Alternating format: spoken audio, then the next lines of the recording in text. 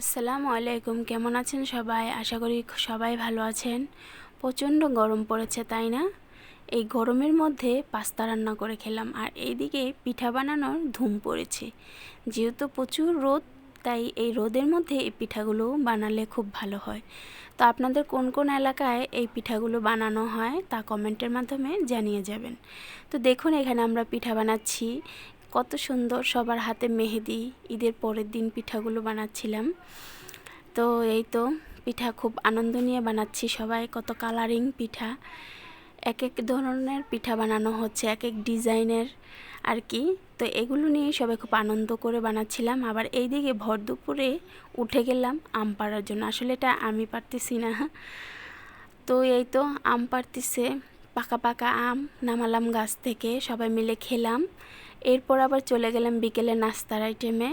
তো এখানে নাস্তা বলতে পাস্তা রান্না করছি। তো পাস্তা তো সবাই রান্না করতে পারেন, তাই না?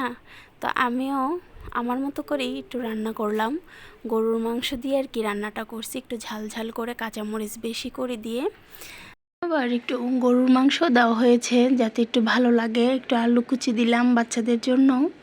তো সুন্দরভাবে ভালো করে কষিয়ে তারপরে সব মশলা দিয়ে রান্না করছিলাম। যেহেতু বিকেল সন্ধ্যা গড়িয়ে যাচ্ছে, তাড়াতাড়ি করে রান্নাটা করলাম। আর আড্ডা দিতে বসলে তো আর মনে করেন ভালোই লাগে। তো এদিকে নাস্তাও খাচ্ছি, আড্ডাও দিচ্ছি। আল্লাহ হাফেজ, ভালো থাকবেন।